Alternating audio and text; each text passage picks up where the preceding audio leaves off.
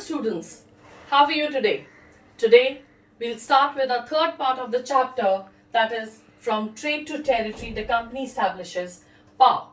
Now in this part we will be basically talking about how the company, the East India Company, established its first factory, first base in Bengal. Now East India Company begins trade in Bengal. Now from Calicut we'll see that company, now wherever we'll be referring to the word company, we basically mean the East India Company of England.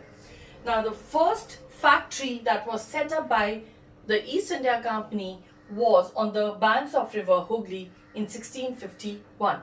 Now the word factory, if you talk about, does not over here mean a production house, does not mean a place where goods were manufactured. Factory was basically a warehouse. Factory was basically a place where the goods were stored, the goods that were traded. Like from within the country, these goods were collected in a warehouse, and from these warehouses, the goods were exported to Europe. So these factories, if you talk about, were basically set up on the banks or near the seashore so that it was easier to transport the goods from these warehouses to the ships which carried these goods to Europe. Now the people, those who were trading, the company's traders, basically they were known as factors. They were the people, those who were basically involved in trading. Now these factories or the warehouses were the places where the goods were stored, and apart from the goods, these warehouses also had offices of the company officials. These warehouses also had offices of the company officials, plus they stored the goods. So what happened was, now we've already talked about in the previous part that various European companies were fighting with each other. They had conflicts with each other. All of them wanted to have a monopoly over the trade, and they were attacking the ships. They were also attacking these factories that were belonged to various companies. So what the companies started doing is they started fortifying their factories. Fortifying their factories meaning they started building walls around their factories. So the first fortification started in 1696. Now the company began its fortification, started making forts around its factories, and this did not please the local rulers. We've talked about in the previous part that these companies were having conflicts with the local rulers. This became one of the reasons for the conflict between the local rulers.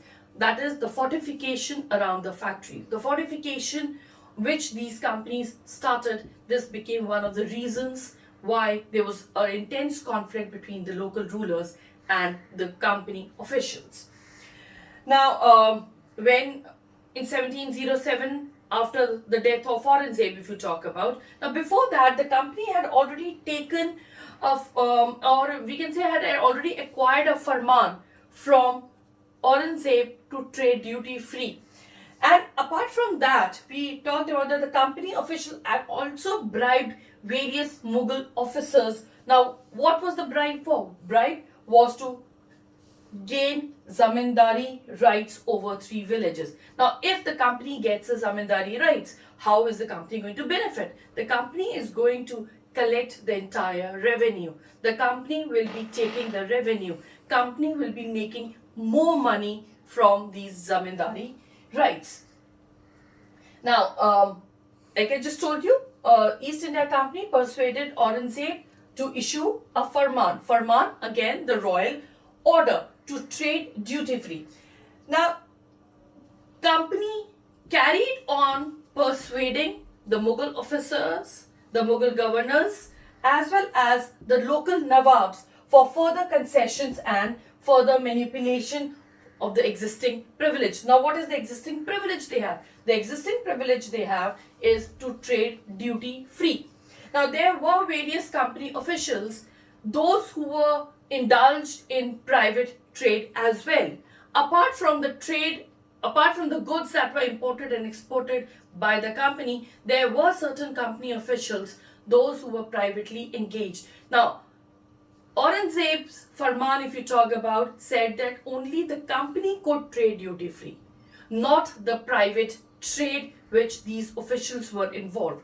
Whereas what we see is that these company officials, those who were privately trading with Bengal or other parts, they also wanted concessions, and this basically angered the local Nawabs. Now, if you talk about Bengal over here, then these company officials, those who were indulged in private trade, they wanted to trade with Bengal without paying any duties. And the Nawab of Bengal, that is Murshid Quli Khan, if you talk about, then he did not allow the company to trade duty free. Murshid Quli Khan wanted tax from these officials who were involved in private trades, which the company refused, which these company officials refused to pay. And this actually led to the first battle that took place, that is in the year 1757, what we call it as Battle of Plassey.